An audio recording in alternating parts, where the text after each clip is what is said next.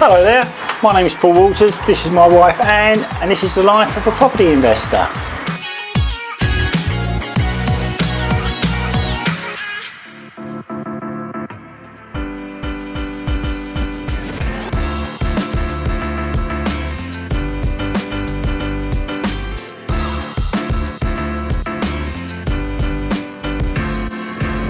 We're in the midst at the moment of refinancing a property that we've got up in Oldham. We are also selling a property we've got down in East Sussex to release the equity that we've got tied up in that. Just to basically we want our cash flow to increase our cash flow each month. So we're going to be investing further up north, 3 more properties up north hopefully this year, and another one down south. But the down south one will purely be a sort of a fixer-upper. We'll flip that. Yeah, we'll do that up, flip it, then once again invest the money back down south again for another one, and take it from there, and just keep rolling them on as and when they come in. Just keep doing it. I mean, it's like also on the crash course, and we learnt about that leasing, that certain councils will lease properties off you, and that's what. You know, we went, didn't we, and phoned up the council the next day. It's been leased for 3 years. Hastings Council, you know, said, oh, that's really strange, because like we've just got the go-ahead from the government to start leasing properties off people, so they couldn't believe we'd phoned so soon after they'd heard this news. And they went 2 weeks later when we actually finished it. Then we signed a lease agreement for 3 years. Must have been the next day, I think, after signing. They got a family to move in. They've been there the last 3 years, and the council have paid us like every week. It's just gone on.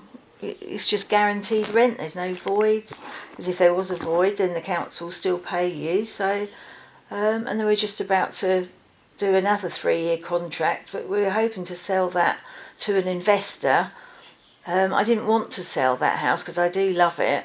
But you know, talking to Paul, and you know, you were saying, well, we get about £900 a month off of the council in rent on that one, but with the money from that we can buy 2 or 3 properties up north, and where we can get like £500 each property. So if we've got, you know, 3 houses up there, then we be getting a lot more rent. So it all made sense then, and I thought, yes, that is definitely the way to go.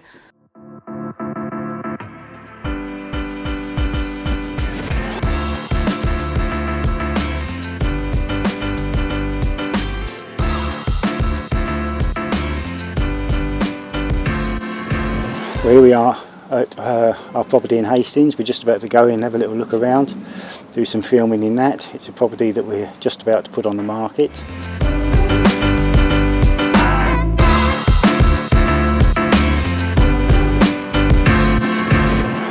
Why did we buy it? We bought it basically as an investment. The lady that lived here when we bought it, she'd split up with her partner, and they basically had to sell it.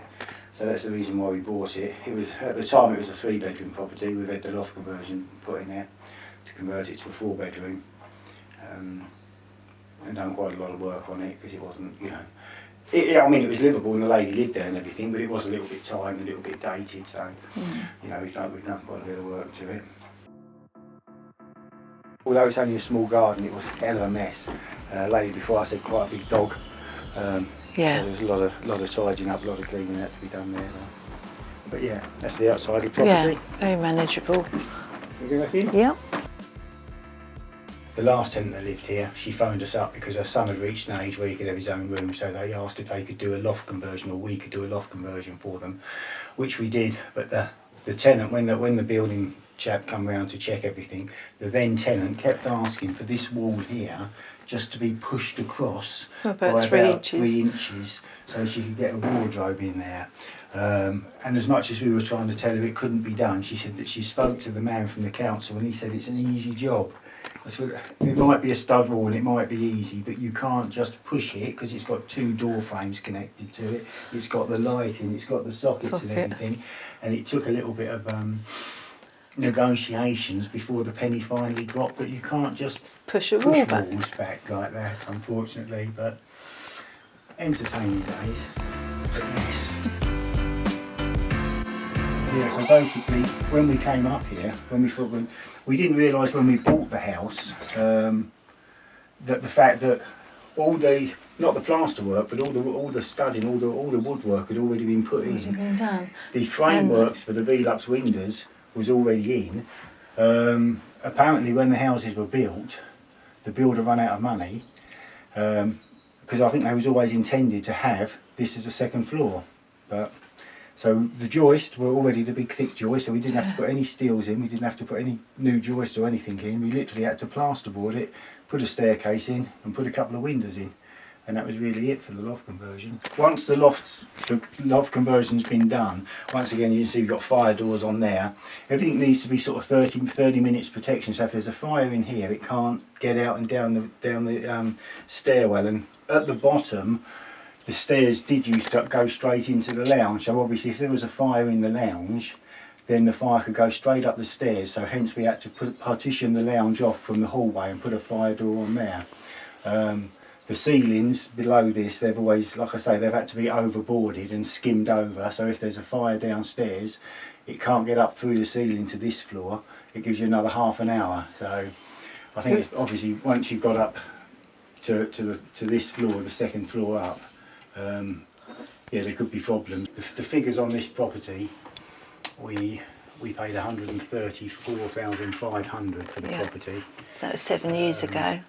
We spent about 24,000 doing the loft conversion and all the fire legs and everything.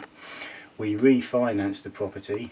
3 years ago. 3 years ago, we pulled out £60,000, which was our money and more that we put into the property. But since obviously it's down in the southeast and you get a lot of capital growth, and now there's £100,000 worth of equity sitting in this property, which we'd like to have sitting in our bank. So we've decided to sell the property now. It won't be sitting in a bank for long. No. Basically, we'll be going up north with a lot. We want to buy another property within an hour's drive of where we live, and that we will do that up ourselves, like we did this one up.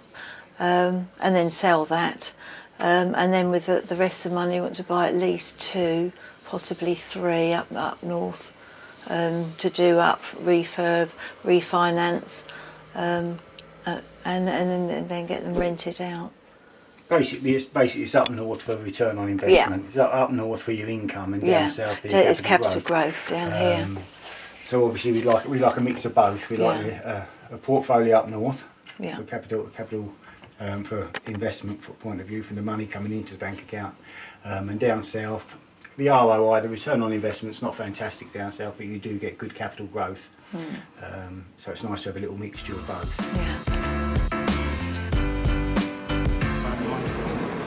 The back bedroom has got the bathroom right next door to it, so that would basically be good just to incorporate that into the back bedroom. The middle bedrooms, it's where the outlet is for the plumbing, and it has got a sink in there, and it has got enough room there to put an ensuite in there. And then downstairs, just leave the bathroom downstairs as it is.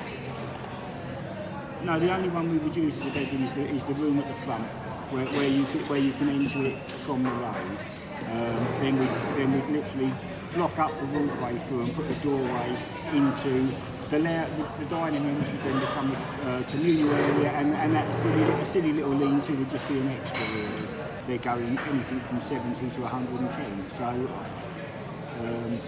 obviously the ones that were 110, we'd en-suite in it. Basically we've just been in there having a cup of coffee. I got a phone call from a HMO letting agent up in Gainsborough for a property that I viewed the other day, so we've just been going over some figures to see whether it's a viable proposition to take on, and it looks very good. So fingers crossed on that one.